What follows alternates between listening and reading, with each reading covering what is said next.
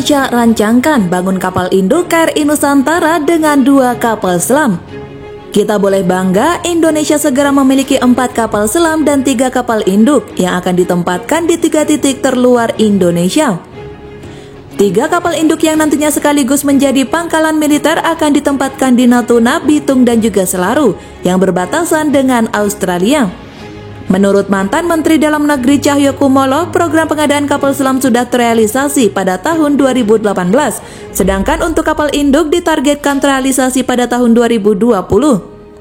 Tahun depan TNI AL kita akan punya 4 kapal selam yang akan menjaga kedaulatan laut kita. Tahun berikutnya 3 kapal induk bakal kita miliki, kata mantan Mendagri saat puncak peringatan Hari Nusantara yang dipusatkan di Dermaga Muara Jati, Pelabuhan Cirebon.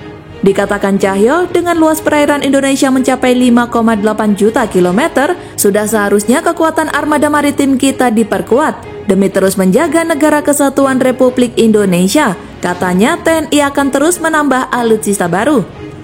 Ia melanjutkan, wilayah perairan laut Indonesia sangat luas, memiliki potensi sumber daya yang luar biasa. Oleh karenanya, dibutuhkan alutsista yang mumpuni agar kekayaan perairan ini dapat mensejahterakan rakyat Indonesia. Kita punya garis pantai yang sangat panjang, sumber daya laut yang melimpah. Tentunya sumber daya ini harus kita jaga untuk kesejahteraan rakyat Indonesia, imbuhnya. Menurutnya, selama ini bangsa Indonesia telah melupakan potensi kelautan, padahal sebagai bangsa maritim, laut adalah masa depan bangsa. Saat ini kekuatan TNI AL didukung oleh 151 kapal perang berbagai jenis yang digunakan untuk pertahanan dan patroli perairan. Kita punya target sebanyak 180-200 kapal perang, ujarnya. Wali Kota Cirebon saat itu Nasruddin Aziz mengungkapkan apresiasinya atas gelaran Puncak Hari Nusantara yang berlangsung lancar dan juga sukses. Sementara itu, Sultan Sepuh 17 Keraton Kesepuhan Pangeran Raja Adipati Arif Natadiningrat menegaskan terpilihnya Cirebon sebagai lokasi puncak peringatan Hari Nusantara sangat tepat. Cirebon sudah masuk peta perdagangan dunia sejak berabad-abad lalu. Saat ini Cirebon masuk jalur wisata maritim dunia. Setiap tahun kapal pesiar bersandar untuk memberikan kesempatan kepada wisatawan mengunjungi keraton yang ada di Cirebon, katanya.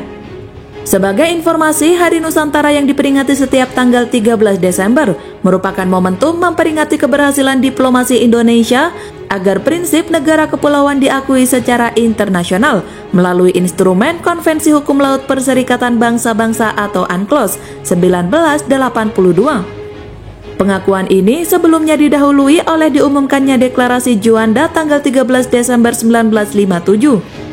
Deklarasi tersebut merupakan sebuah keputusan untuk menyatukan Indonesia sebagai negara kepulauan berbeda dengan apa yang termaktub dalam Territorial ZEE and Maritime Kringen Ordonansi 1939 yang menetapkan batas teritorial Indonesia secara terpisah-pisah. Setidaknya setelah seminggu terakhir ini, dunia sosial media Indonesia cukup diramaikan dengan beredarnya gambar kapal induk atau aircraft carrier yang akan dimiliki oleh TNI Angkatan Laut. Entah berita tersebut dari mana asalnya, tapi gambar-gambar desain kapal induk yang konon akan bernama KRI Nusantara tersebut berseliweran di lini masa sosial media kita. Konon rancangan dari kapal induk Indonesia tersebut nantinya akan dilengkapi dengan mesin atau turbin uap yang bertenaga nuklir sebagai mesin penggerak utamanya. Rancangan kapal induk ini nanti akan dilengkapi dengan mesin atau turbin uap bertenaga nuklir sebagai mesin penggerak utamanya. Tenaga nuklir ini diperoleh dari reaktor nuklir yang berada pada kapal tersebut yang dihubungkan dengan turbin uap. Tenaga uap yang dihasilkan kapal induk tersebut selain sebagai penggerak, kapal juga digunakan sebagai sumber tenaga listrik, serta digunakan juga sebagai pengatur tekanan pada katapult kapal induk untuk melancurkan pesawat.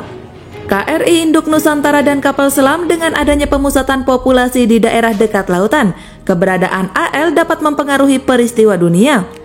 Serangan dari laut merupakan salah satu hal vital dalam strategi militer. AL dapat menyediakan sarana bagi angkatan lain untuk melakukan penyerangan lanjutan, seperti tempat tinggal yang aman bagi tentara, pelabuhan, dan lapangan terbang di lautan. Hal ini dapat dipengaruhi dengan adanya kapal induk. Sebuah kapal induk kelas ini dapat mengangkut lebih dari 100 pesawat dan 8.000 tentara. Sebuah kapal induk dengan 70 pesawat militer dapat mengirimkan lebih dari 250 serangan sehari terhadap target di daerah pesisir. Akan tetapi, target dengan jarak yang relatif jauh masih dapat diserang, bukan hanya di daerah pesisir. Sebuah kapal induk biasanya membawa stok bom lebih dari 9.000 buah.